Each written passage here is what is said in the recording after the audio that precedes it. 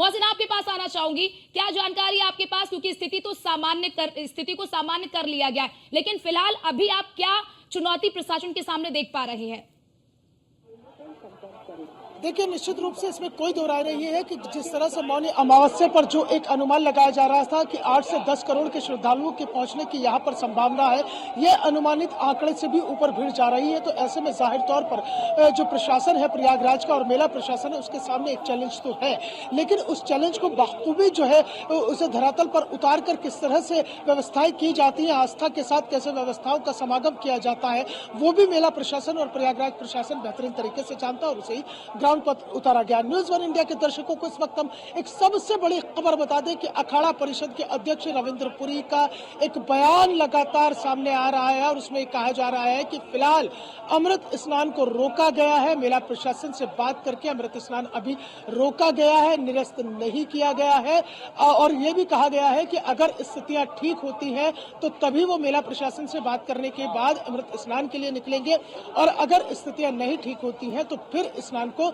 निरस्त किया जाएगा, रद्द किया जाएगा। अभी इस तरह की जानकारी निकलकर सामने आ रही है कि जो सूत्रों के मुताबिक जानकारी मिल रही है कि अखाड़ा परिषद के अध्यक्ष ने यह फैसला लिया है कि अभी स्नान को रोका गया है, स्थितियां ठीक हो जाए, तमाम चीजें नॉर्मल रहे। हालांकि स्थिति पूरी तरह से नियंत्रण में है, पूरी तरह से सामान्य है, लेकिन अखाड़ा स्नान मार्ग को अभी पूरी तरह से सुरक्षा के घेरे में रखा गया है और कुल मिलाकर जो तस्वीरें अभी प्रयागराज की, खासतौर से जो 14 काठा रत्न द्वार है उसके बाहर से जो लगातार श्रद्धालुओं का आने का सिलसिला है वो लगातार जारी है। श्रद्धालुओं के अंदर एक अलग ही उत्साह, एक अलग ही उमंग है। इस मौनी अमावस्या वो तस्वीरें भी दिखा दीजिए हमारे दर्शकों तक, वो तस्वीरें भी पहुंचाई जो आप बता रहे हैं कि वहां पर स्थिति बिल्कुल नियंत्रित है और लोग भी बड़ी सुगमता के साथ अपने गंतव्य के लिए रवाना हो रहे हैं।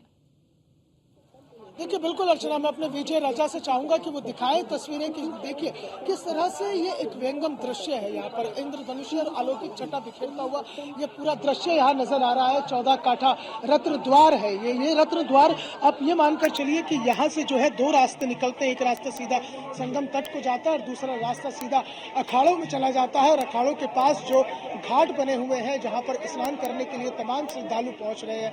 आप देखिए कि किस तरह से जो है श्रद्धालु बहुत ही आसानी के साथ जो है अपने गंतव्य की तरफ बढ़ रहे हैं। ना कोई ज्यादा कहीं धक्का मुक्की की स्थिति है, ना ही कहीं किसी से कोई किसी तरह की कोई नोक झोंक है और ना ही पुलिस प्रशासन से किसी तरह की कोई बात सामने आ रही है। बहुत ही आसानी के साथ और बहुत ही एहतियात के साथ, बहुत ही इत्मीनान के साथ जो तमाम श्रद्धालु हैं वो अपने अपने गंतव्यों की तरफ बढ़ रहे हैं और आस्था की डुबकी लगाने के बाद उनके चेहरे की चमक, उनका उत्साह, उनकी उमंग अलग ही दिखाई देती है। और जिस तरह से एक करोड़ों श्रद्धालुओं की संख्या में एक जो क्राउड मैनेजमेंट होता है, उस क्राउड मैनेजमेंट की कसौटियों पर उत्तर प्रदेश की योगी आदित्यनाथ की सरकार पूरी तरह से न केवल ये भी बताइए मोहसिन, ये जो स्नानार्थी जा रहा है ये किस घाट पर स्नान कर रहा है, क्योंकि 44 घाट बनाए गए हैं, ऐसे में ये जो स्नानार्थी जा रहे हैं, ये जो श्रद्धालु जा रहे हैं, ये किस घाट पर स्नान करने के लिए जा रहे हैं?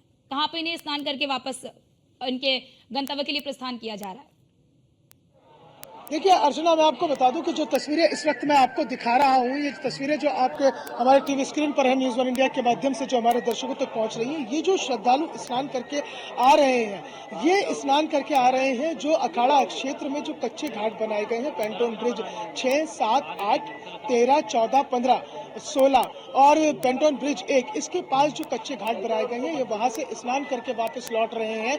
और इसके अलावा जो बाई तरफ से श्रद्धालु जा रहे हैं वो वहीं पर स्नान करने के लिए जा रहे हैं। कुल मिलाकर 44 घाट बनाए गए हैं। उन 44 घाटों में जो है तकरीबन 8 से 10 करोड़ का जो है अनुमानित आंकड़ा तो वो तो पार होता हुआ नजर आ ही रहा है। इसके अलावा नागवासुकी मंदिर की तरफ जाने वाला रास्ता, वहां पर भी घाट बनाए गए हैं, उन घाटों के पास भी स्नान चल रहा है और स्नान जो है पूरी एहतियात के साथ और बड़े इत्मीनान के साथ ये स्नान चल रहा है। आप देखिए तस्वीरें लगातार सबके सामने है, सबके चेहरों पर एक चमक है। जो स्नान करके आ रहे हैं और उन्होंने आस्था की जो डुबकी लगाई है उसके बाद में एक अलग ही चमक है चेहरे पर।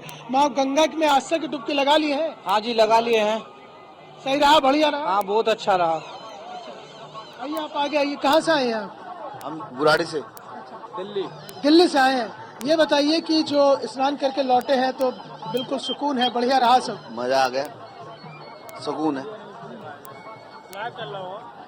आप आए आगे आए, बताएं क्या नाम है आपका? क्या नाम है अपना? नाम क्या? सचिन, कैसा लगा महाकुंभ में? बहुत बढ़िया, बहुत मजा आया। आपका कैसा अनुभव रहा? बहुत बढ़िया जी, राजेश कुमार नाम है। बहुत अच्छा वो अनुभव है, बहुत बढ़िया। बार बार आना चाहते हैं, हर बार लगे दोबारा आना चाहेंगे। करोड़ों की संख्या श्रद्धालुओं का सैलाब उमड़ रहा है यहाँ पे पूरा। आज करोड़ों नहीं, 5-7 करोड़ आदमी आज, बहुत तकड़ी जनसंख्या भीड़ की है। और व्यवस्था भी अच्छी है, आने जाने को, नहाने की व्यवस्था सेक्टरों में विभाजित किया हुआ है मेले का, और घाटों का भी। कोई किसी से बिछड़े नहीं, इसलिए ठीक ठाक व्यवस्था है।